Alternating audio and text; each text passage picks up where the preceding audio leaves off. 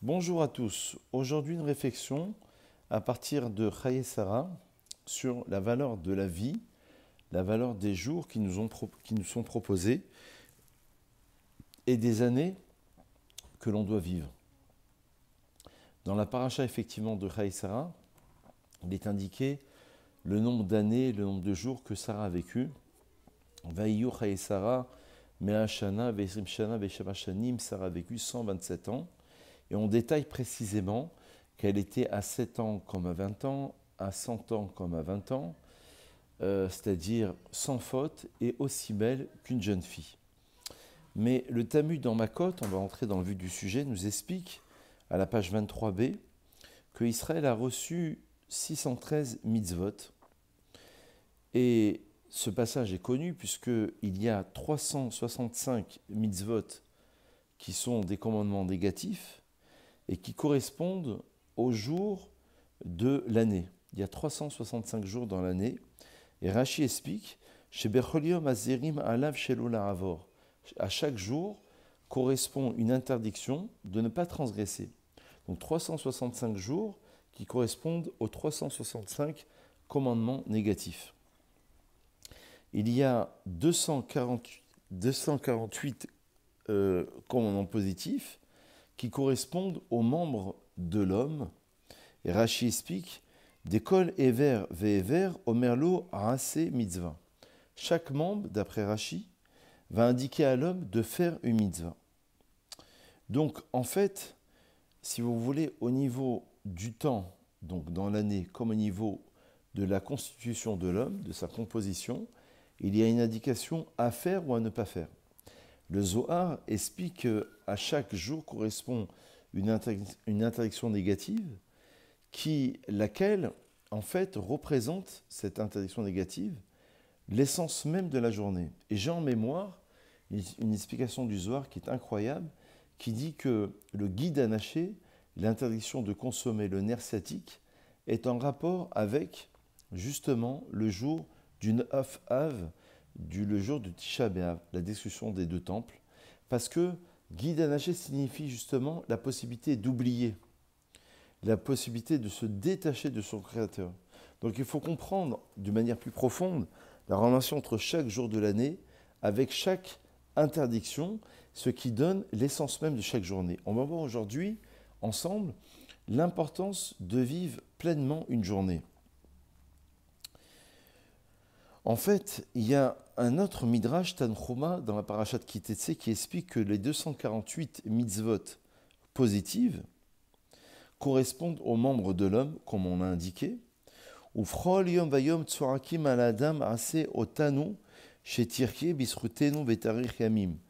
C'est comme si que symboliquement les membres de l'homme criaient sur l'homme et lui indiquaient le fait de faire les mitzvot et de vivre grâce à ces mitzvot.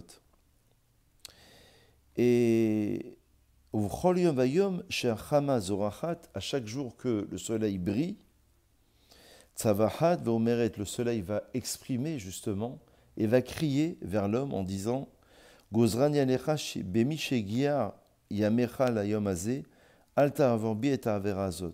puisqu'il y a cette relation entre le calendrier solaire et les interdictions de l'homme, les transgressions qu'il ne doit pas faire, eh bien le soleil aussi s'exprime. Ça veut dire l'ange préposé au soleil va avoir aussi cette expression. Donc on voit combien, si vous voulez, il y a une relation entre le temps, l'espace et l'homme lui-même qui doit accomplir ses mitzvot. Mais en fait, chaque jour, c'est une création. Mechadesh betuvo becholem tamid. Le texte indique que Dieu renouvelle à chaque jour, il y a un renouvellement de la création de Dieu. Donc, en fait, la journée d'aujourd'hui n'est pas celle d'hier et ne sera pas celle de demain. À chaque journée, il y a une réalisation qui lui est propre. C'est ce qu'on appelle en hébreu Kol Yom Vetafkido. Et d'ailleurs, c'est un passage du Zohar, Chelek Gimel, à la page 105, qui indique que Kol Yoma Madeira Beyome Avid, Deloira Beyome Lo Avid. En vérité, à chaque jour correspond une chose et qui ne correspond pas à notre jour. Et dans un livre qui s'appelle Avodat Israël, on explique que lorsque justement l'homme doit naître, on lui met en substance toutes les journées qu'il doit vivre, qu'on appelle les nitzotzot à Kedusha, les étincelles de vie contenues dans l'être humain. Ça veut dire qu'il y a une correspondance entre le nombre d'années qu'un homme vit avec sa neshama, son âme et sa réalisation dans ce monde. Par exemple, le Harizal enseigne, c'est un peu compliqué, mais il enseigne que Avraham a vécu 175 ans parce que la guématria de Avraham correspond à 8 fois le nom El. El, c'est un des noms divins qui est en relation avec la bonté. 8 fois El. Et donc, ça veut dire que le nombre d'années que l'on doit vivre correspond à notre dimension de notre Neshama. C'est la raison pour laquelle les Chachamim ont toujours demandé la vie et pas la mort. Parce que si on se pose la question de savoir, mais pourquoi je vis? Finalement, il a 93 ans, il en a marre de la vie, c'est humain à la limite de demander le départ de ce monde. Et non, les Chachamim expliquent, tous les Rabbanim d'ailleurs, ont toujours demandé une vie encore supplémentaire, alors qu'ils étaient extrêmement âgés parfois. Moshe Rabbeinu avait le souhait de rentrer en Eretz Israël et voulait encore vivre alors qu'il était arrivé à l'âge de 120 ans. Et Dieu lui dit, Ravlar, ça suffit. Mais on comprend bien que chaque jour est une chance. Chaque jour, si elle nous est proposée cette journée, c'est que je dois faire encore des mitzvot, je peux encore agir, je peux encore faire, produire. Et même lorsqu'on est dans un état extrêmement diminué, par exemple handicapé, lorsqu'on est dépendant d'autres personnes, on a encore un rôle à jouer. Ça peut être par des messages, ça peut être par des prières, ça peut être par une volonté, par une tzedaka. On a encore quelque chose à jouer. Ça, c'est Dieu qui va le décider à l'origine. Et pour conclure, justement, il y a un dernier passage que je voulais vous faire partager qui dit la chose suivante. C'est un passage dans Sefer HaGilgulim qui explique que Yadata Meitra Lekut Neshamot Lekaman Sosot. Les Neshamot, les âmes, sont divisées en plusieurs étincelles. Ubechol Gilgul Baim Kesat Mehem. Nous croyons en la réincarnation. Nous pensons qu'une âme peut venir et revenir plusieurs fois, soit pour s'amender, pour faire des choses qu'elle n'a pas pu faire dans une autre vie, soit pour faire des choses, justement pour réparer des interdictions qu'elle a transgressées dans une autre vie. Donc chacun vient pour un objectif bien particulier et bien précis.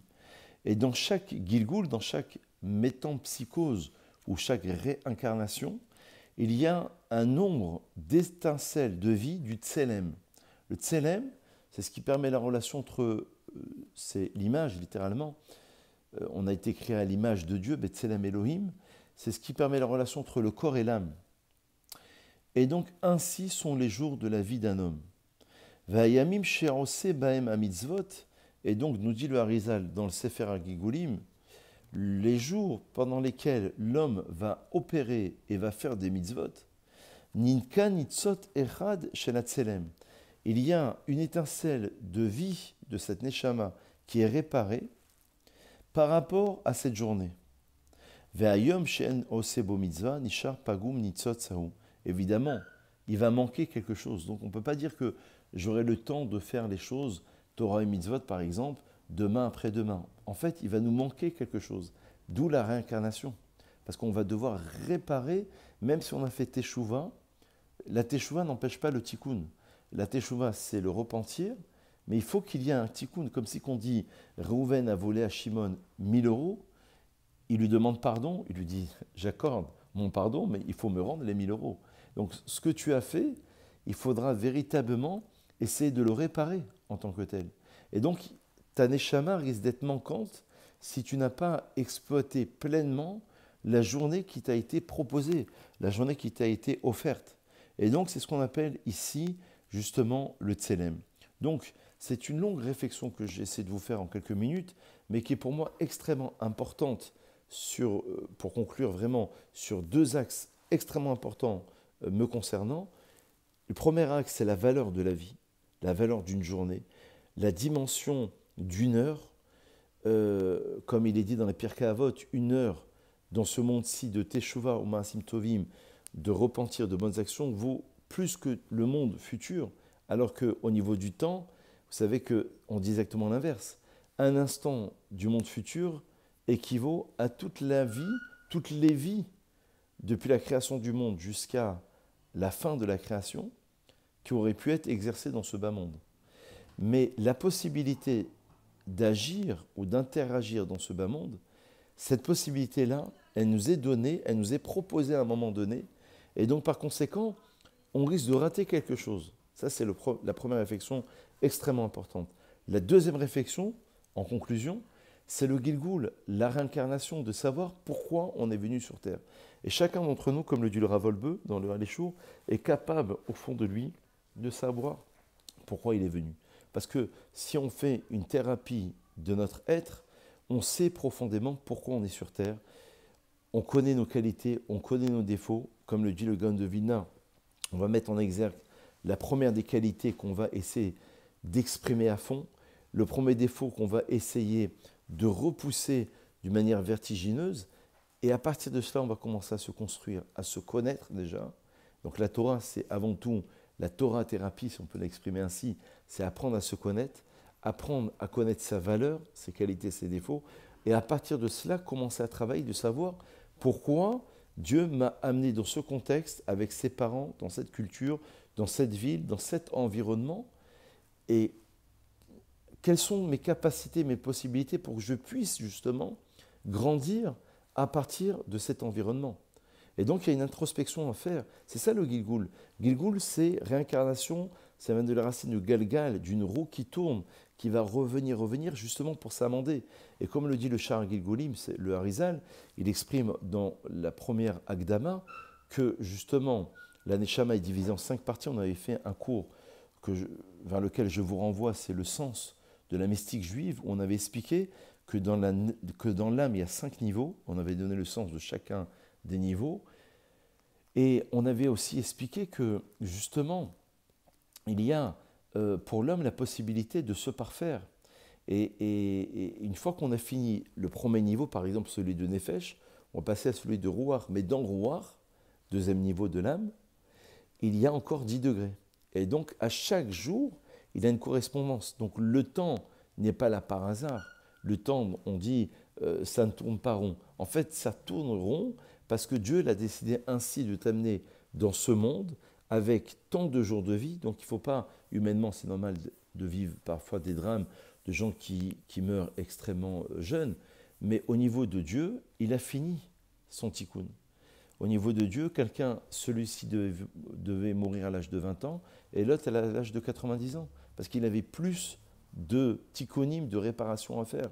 L'histoire du Rav Moshe Feinstein, qui était le grand de la génération dans les années 80, où c'est l'histoire d'un élève à la yeshiva qui fait étudier son père qui ne comprend pas du tout le Talmud. Et au bout de quelques mois, le père arrive enfin, après tant et tant d'heures et tant d'efforts, à finir une page de Talmud, que, entre parenthèses, on fait principalement en un jour. Alors il décide de faire un siyum, une fête. Le lendemain, il meurt. Ils vont voir le Rav Moshe Feinstein. C'est une histoire tragique. Et le Rav Moshe Feinstein, il dit, eh bien effectivement, il est venu dans ce bas monde, certainement, pour réparer, pour faire cette page-là de Talmud. Donc en fait, chacun a sa mission. Une fois qu'on a terminé notre mission, le but, ce n'est pas ce monde-ci. Ce monde-ci, ça n'est qu'un passage pour arriver vers une autre destination, vers un autre monde. Voilà une petite réflexion. J'espère que ça va nous faire réfléchir, ça va nous faire évoluer, nous faire grandir. Et à très vite.